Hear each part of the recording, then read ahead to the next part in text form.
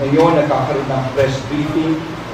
Ito po ay tungkol sa kumakalat na video, no? Tungkol sa isang video na ang larawan ay ang ating mahal na Pangulo raw. Allegedly ang ating Pangulo raw, President Marcos, no? Kumakalat po ito. Nilakas po ito, kung hindi ako nakakamali, sa ibang bansa. At ngayon po ay nagiging viral po ito. Gusto lang po namin gumawa ng statement, ako mismo, at of course, si General Marbil, mamaya makasalata. Pero sa aming dalawa, sa pagtingin namin sa video, hindi ako naniniwala na ang lalaking nandun ay ang ating Pangulo. Hindi ho. Sa tagal na kakilala ko ang ating Pangulo, yung mga features niya ay hindi po siya yun. Ipapakita ko sa inyo kung bakit. Tingnan po natin ang larawan. Can we show it in the screen, please? Okay. Sa gitna po ang larawan ng ating Pangulo. Yung pong nasa baba ay ang larawan ng allegedly ang ating Pangulo raw. Tingnan nyo ang tenga. Tignan yung maigi ang tenga rito. Pagmasdan nyo, yung larawan ng ating Pangulo sa kaliwa, yung earlobe na tinatawag, yung ano bang tawag dito sa Tagalog, lambi, no?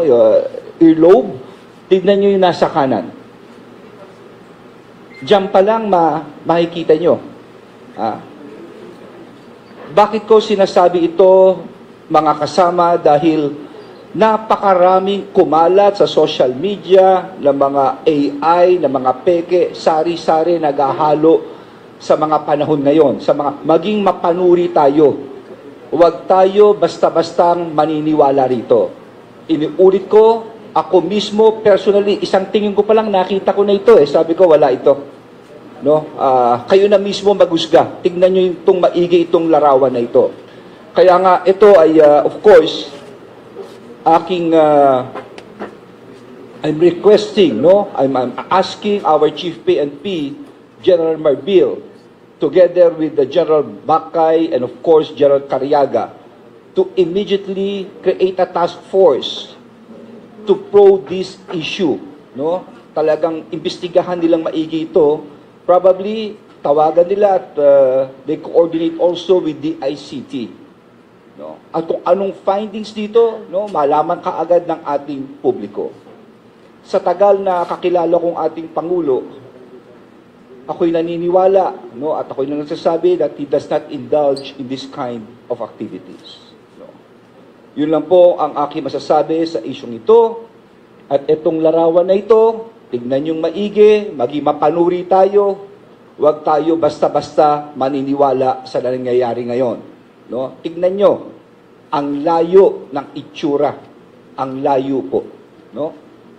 Okay? So ito po iimbestigahan ng ating kapulisyahan. Okay. At this point, Jean, please. Thank you, sir.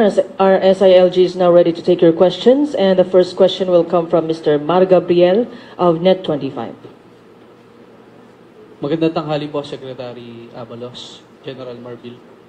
Sec, anong nakikita niyong motibo sa pagkalat ng video na ito? Well, masyadong malisyoso Alam mo, ngayon nga kaya nakabarong ako po. Bayan, ito po ay report ng ating Pangulo sa kanyang mga nagawa. At ako'y saksi, talagang napakarami niya nagawa. Tapos tiniming pa itong mga oras na ito. At nakita nyo naman, no, sinasabi ko nga personally, talagang wow, hindi siya po yan. No? Tignan nyo, maging mapanuri tayo. So, medyo malisyoso Medyo malisyoso ang paggagawa nito. Hindi naman tama ito at masyadong masakit, no? Itong ginagawang ito sa ating Pangulo.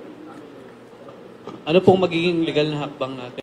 Well, may mga tungkol dito. Siguro I will throw this microphone kay ang ating legal is here, right? Oh, Matthew, yeah. What's the? Ito po yung batas. Babasahin na lang yung batas. First glance, ang unang nakikita nating violation dito is that of our anti-cybercrime law, Public Act 10175, nakikita natin that the elements are present. One is that yung mga elements of the crime is being committed here in the Philippines dahil sa pagpapakalat.